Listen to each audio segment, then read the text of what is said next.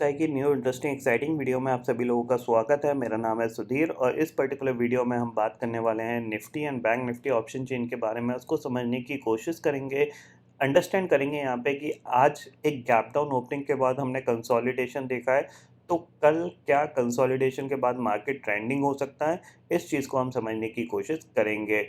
और अगर हम इस रेंज को ब्रेकआउट या ब्रेकडाउन करते हैं तो नेक्स्ट टारगेट हमें कितना मिल सकता है, इसको भी अंडरस्टैंड करेंगे। तो जल्दी से वीडियो को स्टार्ट करते हैं ऑप्शन चेन डाटा पे और समझेंगे यहाँ पे कि कल का ट्रेडिंग सेशन कैसा रह सकता है। अगर हम आज की क्लोजिंग की बात करें तो 17,000 के नीचे निफ्टी क्लोज हुआ है और बैंक निफ्टी की बात करें तो 36,000 के करीब यहाँ पे बैंक निफ्टी क्लोज हुआ है। 36 से 80 के आसपास यहाँ पे क्लोज हुआ है। प्रोविज़न क्लोजिंग आपकी 36 से 80 के आसपास की आई है। ठीक है, अब यहाँ पे हम समझते हैं कि कल एक्चुअल में क्या हो सकता है। क्या निफ्टी ने ब्रेकडाउन के इंडिकेशन दे दिए हैं, क्या ब्रेकडाउन हो गया है, इसको हम समझने की कोशिश करेंगे। तो सबसे पहले ऑप्शन चेन डाटा को देखते हैं। ऑप्शन चेन डाटा में अगर आप समझोगे तो देखो 17,000 की जो कॉल है वहाँ पे आपको 52 लाख का ओपन इंटरेस्ट दिख रहा है। 16,900 की कॉल पे भी करीब करीब 15 लाख का ओपन इंटरेस्ट दिख रहा है। 17,000 की पुट पे आपको दिखेगा करीब 54 लाख का ओपन इंटरेस्ट है। 16,900 की पुट पे करीब 39 लाख का ओपन इंटरेस्ट यहाँ पे दिख रहा है। आज के ट्रेडिंग सेशन में हम 17,50 के ऊपर नहीं निकल पाए, जो कि एक इंडिकेशन है कि मार्केट कहीं ना कहीं एक नेगेटिव साइड में मूव कर सकता है। ठीक है, 17,200 स्ट्रॉन्ग रेजिस्टेंस का काम करेगा इस पर्टिकुलर सीरीज में। 73 लाख का ओपन इंटरेस्ट खड़ा हुआ है कॉल पे और पुट पे सिर्फ 18 लाख का ओपन इंटरेस्ट खड़ा हुआ है। साथ ही साथ आप लॉन्ग अनवाइंडिंग देख सकते हो, काफ़ी हद तक ऑलमोस्ट 17,000 तक शिफ्ट होती हुई दिखाई दी है।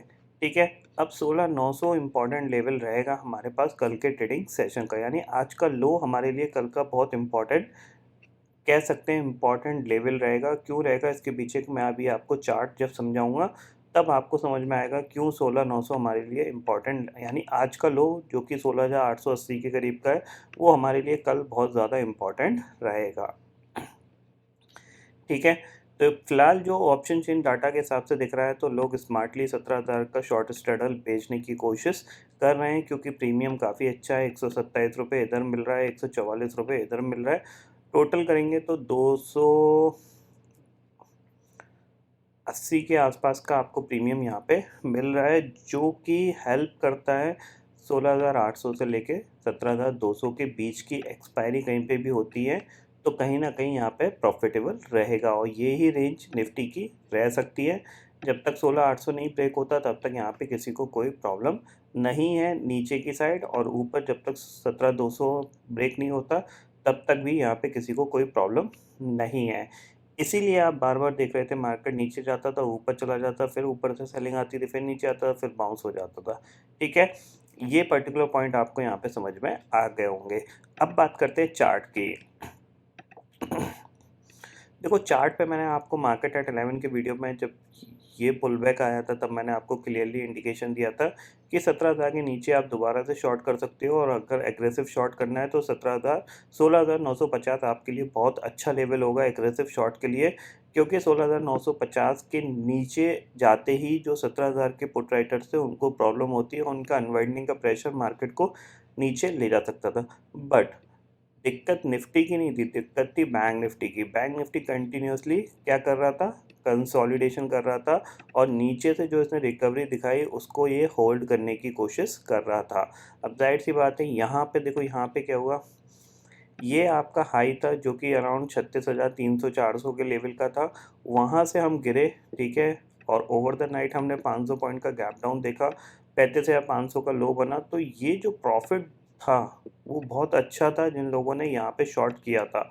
तो सुबह सुबह ये प्रॉफिट बुकिंग आई, और जाहिर सी बात है प्रॉफिट बुकिंग में जो सबसे बड़ा बैंक निफ्टी में जो हाथ था वो एचडीएफसी बैंक का था। एचडीएफसी बैंक में शानदार रिकवरी देखने को मिली नीचे के लेवल से, और एचडीएफसी बैंक का वेटेज बहुत ज़्यादा है बैंक निफ्टी के अंदर, तो उसने continuously HDFC bank, ICICI bank और कोटक महिंद्रा बैंक ने कंटिन्यूसली बैंक निफ्टी को ऊपर होल्ड कराने में यहाँ पे तैयारी पूरी कर ली थी, और फिर ये पूरा साइडवेज चला गया।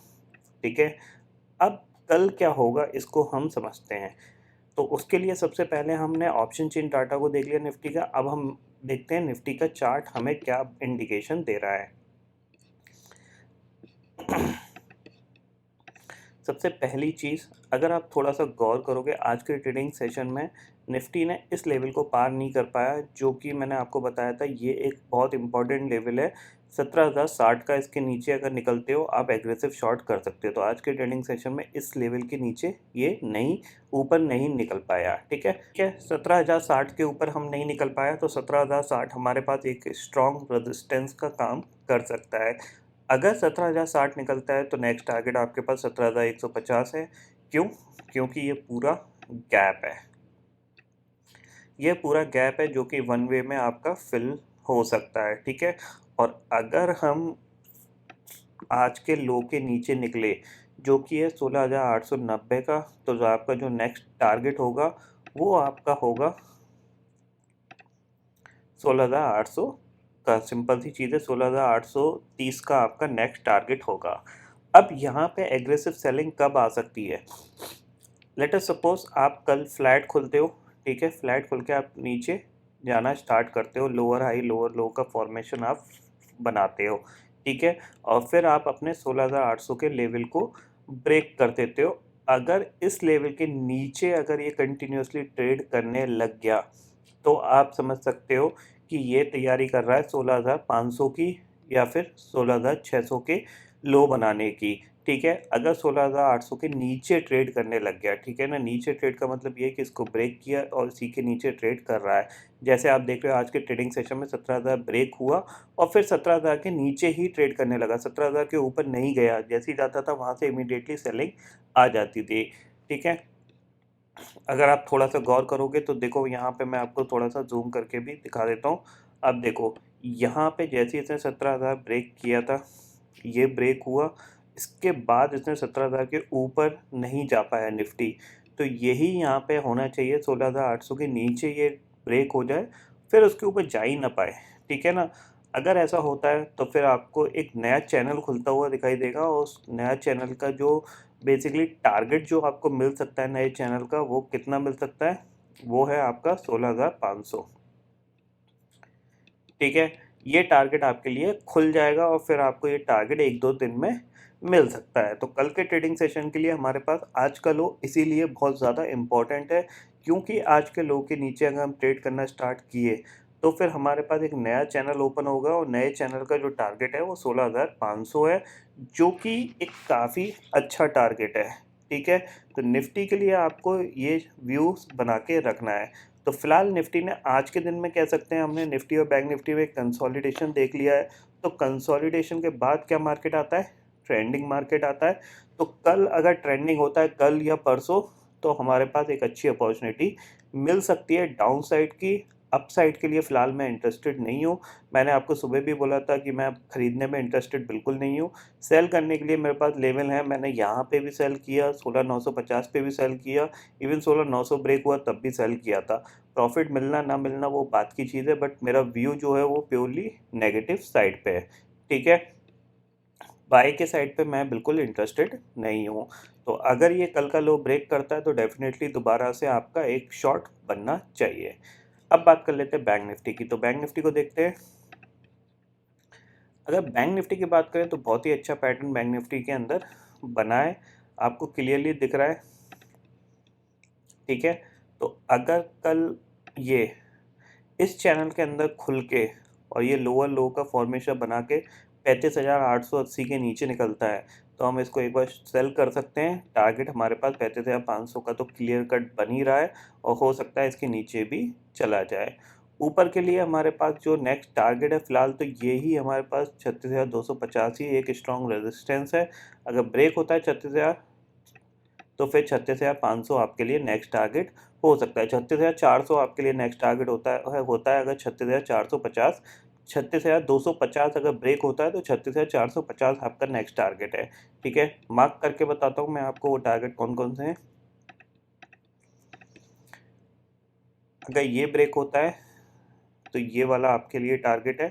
ठीक है, और अगर ये ब्रेक होता है नीचे तो फिर आपके लिए ये वाला टारगेट है। तो दोनों टारगेट आपको यहाँ पे क्लियरली दिख रहे होंगे। ये अगर ब्रेक होता है तो ये ऊपर जाने की कोशिश करेगा 36,500 तक, या फिर जो टारगेट है वो है 36,440 तक का। और अगर ये नीचे इसी चैनल के अंदर खुल के नीचे की तरफ आता है, लोअर हाई लोअर लो का फॉर्मेशन बनाता है और इसको ब्रेक कर देता है 35,890 को, तो फिर आपके पास 35,500 आपका पहला टारगेट होगा। 35,500 ब्रेक होता है तो 35,300 आपका दूसरा टारगेट होगा। ये चीज़ आप क्लियरली समझ लीजिए, क्योंकि आज के दिन में अगर देखा जाए ये मूवमेंट हुआ, उसके बाद इसने सिर्फ एक कंसोलिडेशन किया है एक रेंज के अंदर, अराउंड 300 पॉइंट का ये कंसोलिडेशन था। तो कंसोलिडेशन के बाद हो सकता है एक ट्रेंडिंग मार्केट देखने को मिले कल या परसों के ट्रेडिंग सेशन में, क्योंकि एक्सपायरी से पहले अक्सर मार्केट ट्रेंडिंग हो जाता है, क्योंकि आज कंसोलिडेशन हो गया था बिकॉज ऑफ गैप डाउन के चलते। तो उसमें आपको एक अच्छी अपॉर्चुनिटी मिल सकती है। ठीक है, एक बार ग्लोबल मार्केट की बात कर लेते हैं, करेंटली कैसा ट्रेड कर रहे हैं। तो इंडेक्सेस फ्यूचर्स में जाता हूँ मैं, यहाँ पे आपको दिखाई देगा कि करीब डाउ future 270 point, Nasdaq future 110 point, European market करीब 1.5 से 2% के नेगेटिव के साथ कामकाज कर रहे हैं। एसजीएक्स निफ्टी 17,021 पे कामकाज कर रहा है। तो अगर इनमें और गिरावट बढ़ती है तो डेफिनेटली अगले 1 से 2 ट्रेडिंग सेशन में हम एक अच्छा सेल ऑफ देखने को मिल सकता है, ये चीज़ समझ लीजिए। क्योंकि सेल ऑफ के लिए हमें चाहिए स्लाइटली गैप अप ओपनिंग या फिर फ्लैट ओपनिंग। बड़ा गैप डाउन हो जाता है, उसके बाद लोग प्रॉफिट बुकिंग नीचे से करते हैं, तो फिर वहाँ पे एक कंटिन्यूस मार्केट हो नहीं सकता, ट्रेंडिंग मार्केट हो नहीं पाता।